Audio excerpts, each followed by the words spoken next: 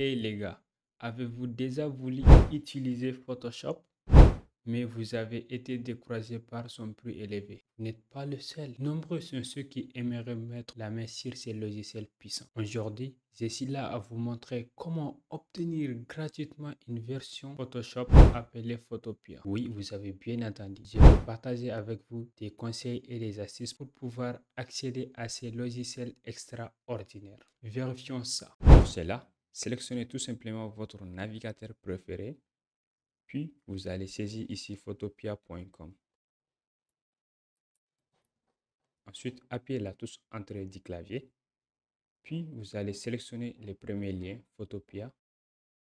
Et maintenant, on se retrouve dans l'accueil du Photopea, comme vous pouvez le voir ici. Donc, cet outil-là, c'est gratuit. Pourquoi c'est gratuit? Vous voyez les publicités. Donc, il est financé par les publicités, les gars. Ici, nous avons un nouveau projet. Donc, vous pouvez tout simplement créer un nouveau projet ici, tel que créer des miniatures, bannières et n'importe quoi avec ici. Ici, vous pouvez ouvrir depuis votre ordinateur. Si vous avez une image, vous pouvez tout simplement cliquer ici pour l'ouvrir. Ici, vous avez modèle. Lorsque vous cliquez dessus, vous verrez les différents types de modèles. Pour cela, sélectionnez tout simplement Nouveau projet. Ici, vous pouvez renommer votre projet si vous le souhaitez. Pour ma part, je vais saisir Photopea.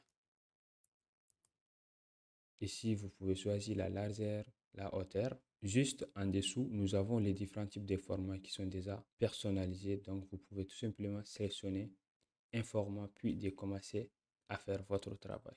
Par exemple, si vous le souhaitez créer une miniature, vous pouvez tout simplement sélectionner ici YouTube Thumbnail.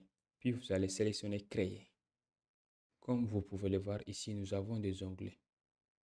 Voilà, ici, ça marche comme le Photoshop. Donc, même si les raccourcis clavier eux aussi fonctionnent, disons qu'on va accéder à l'outil pinceau qui est juste là. Donc, on va tout simplement taper la touche B du clavier. Vous verrez qu'il a directement sélectionné l'outil des pinceaux. Si vous souhaitez agrandir la taille de l'outil des pinceaux, vous pouvez tout simplement sélectionner ici, puis de choisir une taille que vous voulez. Notez que vous pouvez également saisir un numéro ici. Ensuite, appuyez la touche Entrée du clavier et pas mal avec la taille comme celle-ci. Donc, je vais cliquer ici. Boum. Et maintenant, si je souhaite réduire mon outil de pinceau, notez que vous pouvez tout simplement appuyer la touche Alt, maintenez-les enfoncés, ensuite faites un clic droit, maintenez-les enfoncés, puis déplacez votre souris vers la gauche pour réduire l'outil de pinceau. Si vous le souhaitez l'agrandir, vous pouvez déplacer votre souris vers la droite. Réduire vers la gauche. Dans ce cas, vous allez déplacer votre souris vers la gauche. Pour augmenter, déplacez votre souris vers la droite tout en maintenant la touche Alt enfoncée plus le clic droit. Choisissons une autre couleur. Donc, je vais choisir la couleur blanche ou soit vous pouvez cliquer ici puis de choisir une autre couleur. Waouh, c'est cool les gars. Si vous souhaitez ouvrir un nouveau projet, vous pouvez tout simplement sélectionner la touche CTRL plus la touche O. Donc moi j'ai une image dans mon bureau qui est juste là.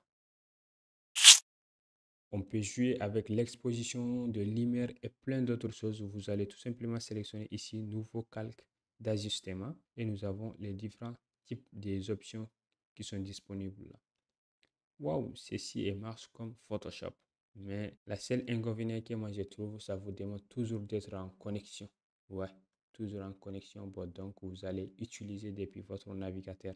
Et ça marche avec n'importe quel système d'exploitation. Windows, Mac, Linux, même si votre téléphone Android, cela va fonctionner. Il vous suffit juste d'ouvrir un navigateur puis de taper Photopea. On va jouer avec l'exposition. Voilà. Waouh, correction de gomme. Ok, ok. Donc j'appuie CTRL plus Z pour annuler l'action que je viens de faire. Voilà. Oups. Non, pas ça. Pas ça, pas ça, pas ça. Ça, c'est pas un peu joli. Voilà. Voilà, voilà. Bon, donc, une fois que vous avez terminé avec votre travail, vous pouvez tout simplement exporter en sélectionnant ici Fichier, puis vous allez sélectionner Exporter en tant que, vous allez choisir JPG. Alors, PNG, si vous le souhaitez exporter une image sans l'arrière-plan, vous pouvez tout simplement sélectionner ici PNG. Pour ma part, je vais sélectionner ici JPG. Mais avec cette image-là, même si vous avez sélectionné PNG, toujours vous verrez l'arrière-plan parce que vous n'avez pas supprimé l'arrière-plan. C'est tout. Sélectionnez JPG. La qualité d'image, c'est 70%. C'est bon, laissez par défaut. Ensuite, sélectionnez enregistrer. Wow, comme vous pouvez le voir, l'image vient de télécharger depuis ici. Ensuite, sélectionnez ouvrir un fichier. Boum, voici l'image, les gars. Donc, il vient d'ouvrir depuis l'outil capture d'écran. Appuyez CTRL S pour enregistrer à nouveau l'image. Donc, je vais choisir le disque Ubuntu. Ensuite, je sélectionne enregistrer. Voilà. Et prochainement, lorsque je clique sur l'image, il va ouvrir directement depuis logiciel photo. Et voilà, c'est tout. C'est la fin de cette vidéo. J'espère qu'elle vous a été utile. Si c'est le cas, n'hésitez pas à liker, partager et de vous abonner. Et n'oubliez pas de donner un avis sur les outils design gratuits dans les commentaires. Et moi, je vous dis à très bientôt pour une nouvelle vidéo.